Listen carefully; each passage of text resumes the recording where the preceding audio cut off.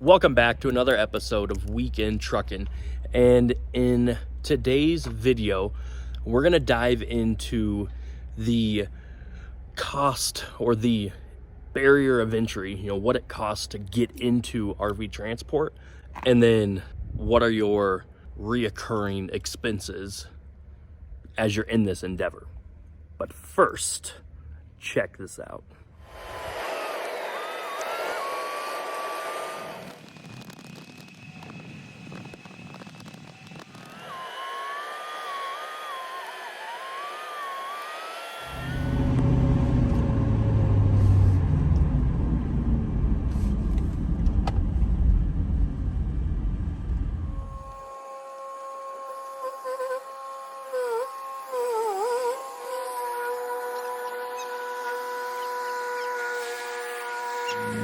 Guessed it, we are at Mount Rushmore, and this was something that was a 30-mile detour from where I dropped at.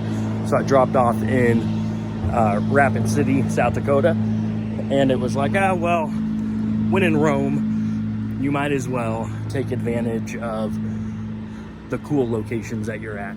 So we are at Mount Rushmore, and we're going to dive into what it takes, what it costs to get into RV transport.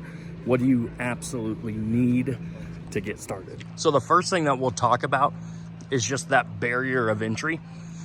I'm going to show you what I spent in terms of, the cost to get started. There's going to be some wiggle room or a lot of play within what someone is willing to spend when it comes to getting started. And what I mean by that is, if you're someone that chooses to get a newer or a brand new truck, well, your cost of entry and then even your reoccurring expenses, they're going to be a lot higher than somebody who is starting off on a leaner budget and is playing the game of not getting something new, not leasing with Enterprise, but taking that gamble of, I'm buying a used truck and I will have some unforeseen issues down the road. What you'll see in my startup is that there were some unforeseen issues before I even got the truck back to my house, and that's just something that you're going to have when it comes to starting off leaner with a used truck. You run the risk, but you have to know that going into it. Make sure that you have some capital available. I knew that I had at max about $8,000 to $10,000 outside of the truck. If I needed to fix anything major, and if I went over that, then, things would have gotten really sticky in the sense of I would have really needed to make sure I had money coming in right away if I had to utilize all of the funds that I could potentially get my hands on. So you're going to have your truck, which is going to be your number one thing. When you lease on with a company or as you're applying, they're going to give you a list. At least IT gave me a list of things that I would need to get started. So you're gonna have some hard expenses up front. Before I went and got my truck, I had to go get my DOT physical, which I think was like $75. Went to a chiropractor, got it done. Get that done right away. They're gonna do a background check on you. And then once you get past that, they'll give you the go ahead and say, hey, the only thing you have to do now, obviously get a truck, you got to send them pictures, but you'll also need to get the drug test or whatever. They cover that. So, but I did that the day before I had orientation. So that's not going to be an expense to you. You're going to have $75 before anything. So the recruiter had asked if I had a truck already, and I said, hey, I'm waiting to make sure everything's good to go. Then I'm going to trade in my 1/2 ton for a 3/4 ton. I'm just waiting to make sure we're good to go. So after you're good to go, you get your truck. Again, you may look at it as like, oh man, I got a $20,000 truck. Well, really look at it as, what do you have to put down to finance it? Or maybe you do buy it outright, and then that's an upfront cost. So that was part of your barrier of entry with getting started. But otherwise, for the barrier of entry, it's what do you have to put down to get in your truck and get on the road. So I didn't have to put anything down. We actually, with the dealership, did a straight trade or swap for my truck for an old farm truck that ended up costing me a few extra $1,000s to get ready. And we'll dive into that with looking at my numbers. So after you have your truck, there will be a few other expenses relating to your truck that you have to get done. Those are going to be, you'll have to get it registered, however your state is, I don't know, but you'll have to get it registered with 13-ton plates. For me, that cost $700. It's a little more, it's a lot more. It's like 3 or 4 times more than if you were just registering, a normal personal use truck. After you get it registered, you're going to need unladen insurance, which from what I gather, I could be wrong on this, it's just insuring your truck when it's not hauling any campers for the company that you're leased on with. So that expense is not going to be an upfront crazy expense. If I remember right, you may put 1 month down and then there may be a prorated first month. So for my unladen insurance, it is $290 some. So I had the registration at $700, the insurance at, we'll say, $350. I don't remember I had a small prorated amount for my first month. And then I had my $75 for the DOT physical. Then, after all that's good to go, I guess you could do this yourself. I'm not that handy, and I didn't find it to be too expensive when I called, but you're gonna need the mud flaps and the rock guard for your truck. So I was gonna go to Dan's. They were booked out, and Dooley Depot got me in right away. They charged with the mud flaps, the rock guard, and then I got the battery, right around $400 for all of that. And that also included mounting the fire extinguisher and buying the fire extinguisher as well. And so outside of that, the only real other expense that you're going to have getting started is going to be your hitch setup. So are you going to buy a 5th wheel? I was going to, but the B&W companion setup that my truck is already ready to accept, so to speak, they were on back order. So I'm like, all right, screw it. It's $1,100 or $1,200 for the sliding option. And since I have a short box, that's just a good peace of mind spend in case you ever need it. They recommend it. But I actually started with maybe a $50 hitch. I made sure that it met the ratings. I bought it at O'Reilly's. Made sure met the ratings, and then used it for a little bit. I actually used my friend's, I think he had a B&W 2-way or 3-way ball setup. So I actually ended up using that one because I needed it to be a little higher. With the first camper I had, it was probably one of the biggest campers, heaviest and longest that I've pulled to date. And so I needed it to where the hitch gave me a few extra inches so that things weren't just really sagging down. But outside of that, the other little odds and ends, I have about $300 in tools. You could be way cheaper with that. You could be really savvy and use Facebook Marketplace, Craigslist, for and they give you a list. So I'm not going to list those off. I don't even remember. You know, it's whatever they say you need it, and boom, you know, you're good to go. But I had about $300 in it. That includes a floor jack, other things that you don't need per se. I think that even includes the impact drill that I bought. So then when I do come across the time that I have to change a tire, it'll be super fast and really easy. But again, you don't need that to get started. So that's where I have about, I think it's actually like 351 in tools, but you could get started really lean.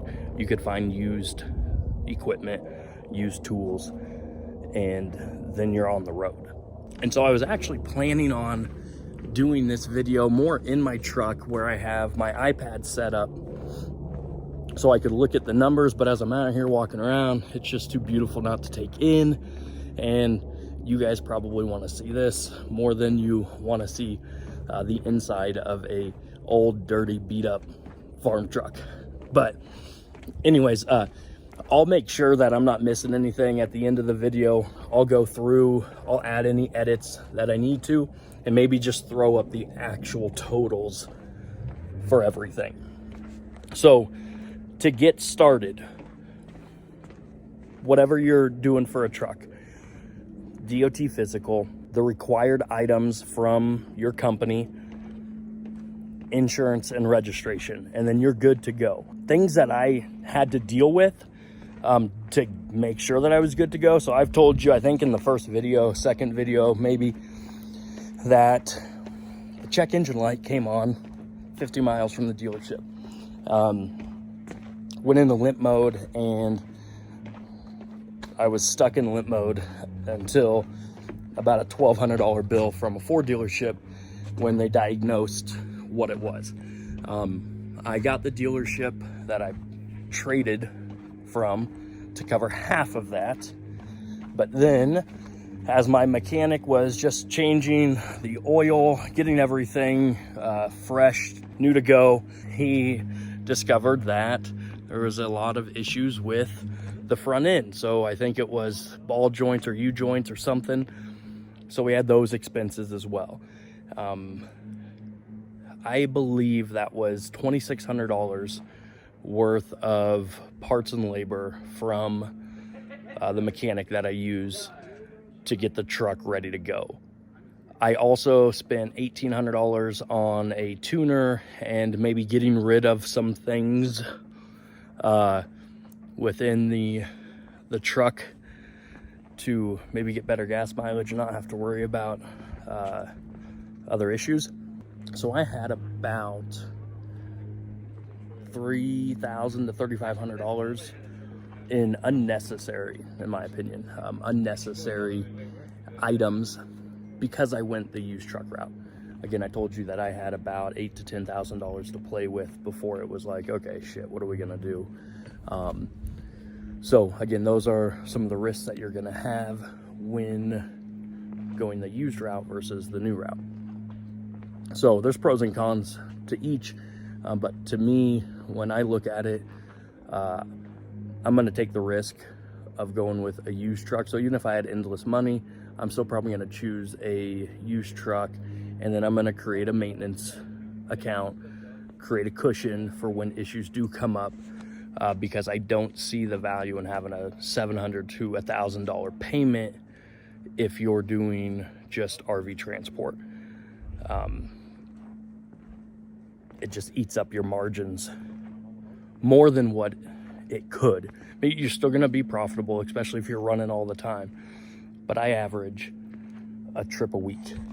So, and you know, I'm bringing in, I'm profiting somewhere around the $5,000 a month, something like that, 5,000 or 5,500.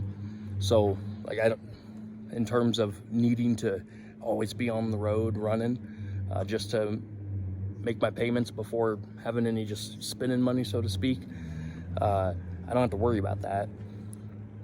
I will have issues down the road. That's It's going to happen. Even if you have a new truck, you're going to have issues. Maybe less, and they may be under warranty, but you'll have issues. So plan accordingly. Other add-ons, so these aren't things that you need, but as you've seen in some previous videos, so I've added an oil bypass system. So the goal of that is to keep my maintenance expenses down. Not only that, but to increase the longevity of my truck or of the engine. And you know, time will tell if that was a good investment or not when it comes to just the life of the engine. Within the cab of the truck, I have the ram mounts, and those in total, I probably got about $150 worth of ram mounts in there. I had to switch out one when I upgraded my tablet to an iPad that just has cell data, and it's part of my cell phone plan. And then I think my power inverter was somewhere around the $50 range. So then moving to the back seat, what I have right now is that blow up air mattress set up somewhere in the $60 to $80 range, I believe. And then the WeatherTech sunshades to cover all of the windows throughout the truck. And that was, I want to say right at like 170-ish. Well worth it if you're someone that is doing overnights, just from a privacy standpoint. So inside the truck, that is all the expenses that I have. We get outside of the truck, the only other thing is I bought a used toolbox off of Facebook Marketplace, and I think I talked the guy down to $50, where he had it listed at 75 or something. It was a great investment in terms of it was a low profile, and so if I ever get the fifth wheel, I'll still be able to hook up without the toolbox being in the way. But other than that, that's really it. I did buy new tires when I started. All four of them put on $900 from a local tire shop, 12 ply, something. One of the things I didn't notice were the tires we originally had when I traded on there, they were just shot. So I needed tires to get started. The reoccurring expenses that you're going to have, it's going to be obviously your truck payment. Again, unless you paid for it outright to begin with, your truck payment, then your insurance. So my truck payment, we'll say $270, it's $260 something. So $270, and then your insurance. So I'm at $290 for my insurance. And then if you broke down your registration, because you're gonna have to renew that every year. So those are gonna be the three main ongoing expenses. If you haven't watched the little squirrel over there, if you haven't watched the Business 101 video, I talk about 15% maintenance fee or fund that I've created. I would consider that as one of the monthly expenses, because if you're hauling, you're going to have issues. So be prepared for them. I believe I am somewhere in the $2,500, if not a little more, ballpark of what I have saved up from a maintenance standpoint already. So I just take 15% of the gross pay and slide it over. Once I cash out on the second half of a camper, then I'll move that over to a separate savings account that I've created just for that. Okay, so back in the truck, and just to recap, to make sure that I didn't miss anything, the hard expenses, so registration for the truck, and I'm just looking at my iPad, the mud flaps, rock guard, the battery, the fire extinguisher, and then the tools needed were right around $2,100. And then the front end work that I needed to have done, I probably could have got a haul or 2 or 3 in and could have just like rolled the dice. But what kind of needed to be done, the Ford dealership work, the tires, and then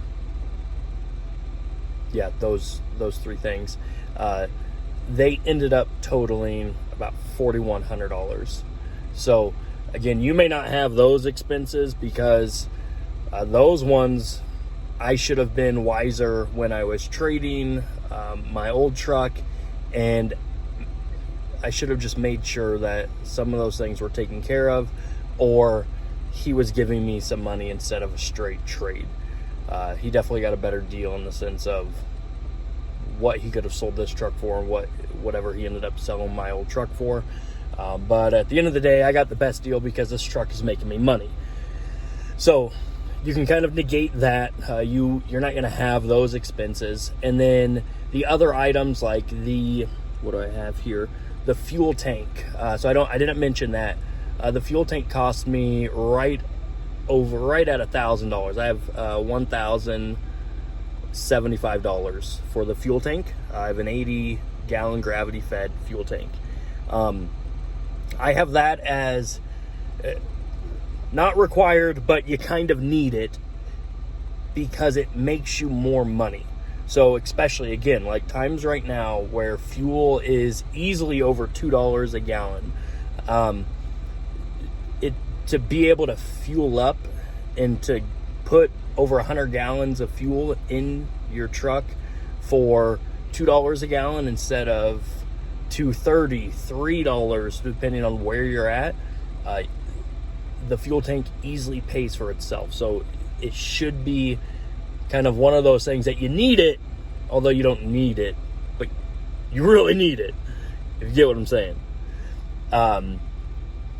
And then I had the delete kit in there as well, the tuner, all that. So, between those two, about $2,800. And then just the little odds and ends. So, the stuff in the back, the pin holder that I have, all those little things. Let's make sure I'm not missing anything. The WeatherTech window covers, and then I included the oil bypass with that. It was around $800. So overall, what I've spent to date is right over $10,000. Again, that's not what you need to spend or you have to spend to get started. What I really only needed to spend was about $2,000. You could say about $6,000 if you're throwing in the tires, the Ford dealership, the front end work. But again, those are things that are just screw ups on my part for not catching before the trade. So, and then it's just about what is your monthly reoccurring payments. So I'm at $270 a month for my truck payment. I'm at $290 something for my insurance, and then if we took $700, divided that by 12, somewhere, I don't know, in the $50 to $75 range a month for my license registration. So it doesn't have to be a really expensive thing to be in. It can be a really lean startup, and then it's just about when you're in it, how are you planning for the issues that will come up. You have to have that maintenance fund, and then you have to have the discipline to not tap into that for whatever reasons that may creep in your mind, and you're like, but I'm not going to use that much. Well, you could have a catastrophic issue, and that's just a nice little down payment that you have saved up, but it gets your truck, back to where it needs to be, or it makes it to where you can finance the rest or whatever, you know. But you know, that's it. So hopefully this was helpful. If you haven't, hit the subscribe button, like, share it, comment below, you know, how much did it cost you to start up, and you know, what's your monthly operating expenses, so your truck payment, your insurance, all that. You know, what do you need to make to cover your expenses? So, you know, hey, comment below, let me know if there's any other video ideas that you would want my perspective on, and I'd love to record it for you guys. All right, till the next one.